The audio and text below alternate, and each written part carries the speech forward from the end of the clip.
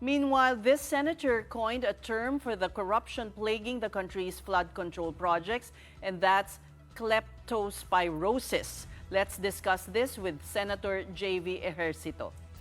Good evening, Senator. Welcome to the big story. Hi, Seth and Pauline. Good evening. Nice to be here in Big Story tonight. We were watching your facial expression while Senator Lacson was giving his privilege speech. Ano pong nararamdaman nyo nung linabas niya yung bomba? Maraming bomba siyang binagsak. Well, Seth, Pauline, just to be honest with you, it was really shocking, no? Ako kasi I would say that, reality, okay lang naman given na yun, may kikita, no? Somebody will make profit, of course, especially the contractors, that's a given. But they should should deliver what is due, no? Pero to make profit already and then to have ghost projects, sabi ko nga, ano na to, impyerno levels na ito eh. That's too much already, no? As I mentioned last time, there's a special place on earth, in hell, for those people who are this blatant. Sobra na ito. I think we are not saints, but ano na to, sabi ko, this is already too blatant, kademonyohan na ito. No? Huwag naman tayo maging demonyo. Senator, the expose of Senator Lacson points to a syndicate within the DPWH. This is aside from, the insertions from Congress. But should the president also include his own DPWH secretary in the probe? And Well, do you feel that parang he's not being held to account? Well, says if an agency or a department is already controversial or is facing this kind of controversy, the best thing is for the head to take a leave of absence so that he will not be able to influence any investigation. But to tell you frankly, wala ako makita ring replacement now in DPWH because even their USECs, their ASECs, directors, everyone is tainted. Says, no? And to borrow the words of Senator Lacson, corruption starts at the district office of DPWH and most of the time, the district office of the legislators. Mas takot talaga sila sa mga congressman kaysa sa senador eh. I just give you one example, says, ako tatayuan ko talaga ito.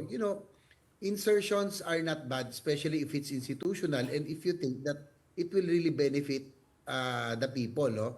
Just an example here in San Juan, meron kaming mga low-lying areas. When I was mayor congressman, we were able to install pumping stations in strategic areas, just like Nabotas, ginawa ni Tob ako noon. Isa na lang yung kulang, one more in Barangay San Perfecto in Batis, no? Na until now, it is submerged in water every time there's monsoon rains. And for 3 years already straight, I've been asking and I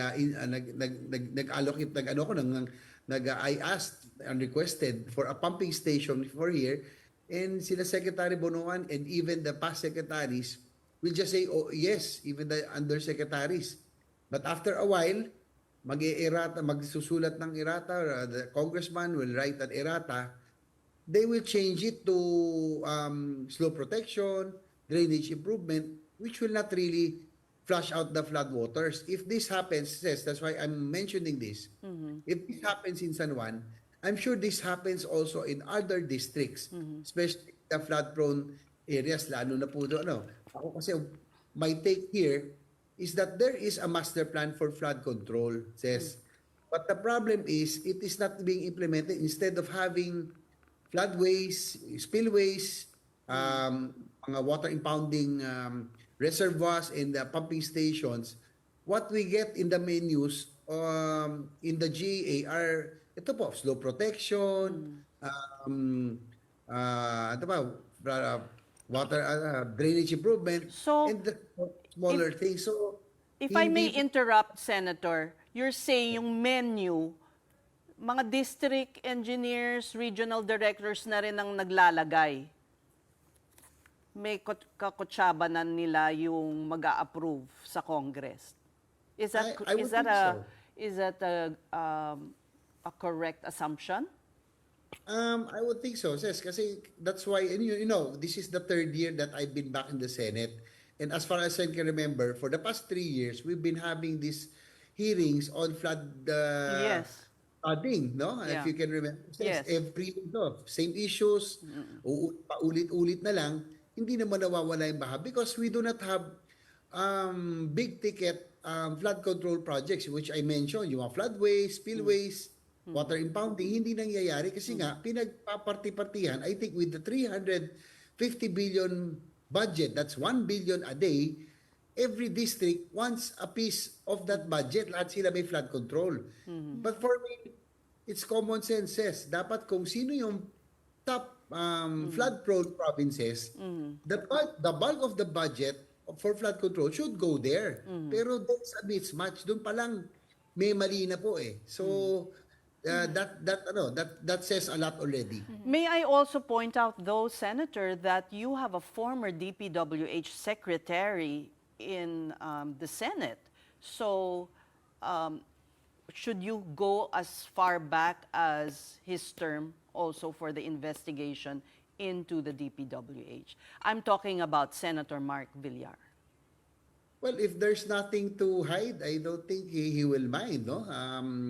If we have to go back even under his term because I think Senator Lacson also mentioned some projects as far as early as 2017-18 that have been repetitive, no? Na ulit-ulit pinopondohan the same projects. So it has to be, I mean, these are public funds. Everybody has to be made accountable, Says.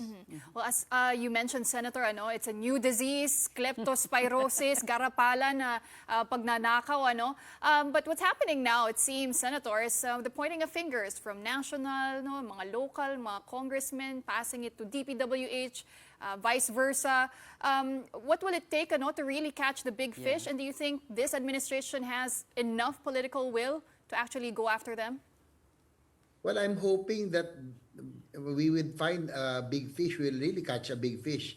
That's the problem in this country, Says and Paulino. I don't think we have really seen any big fish in the recent years that have been jailed. That's why nobody is scared to do crazy things or wala natatakot. In other words, wala natatakot magnakaw, wala natatakot mangurakot because nobody gets jailed in this country.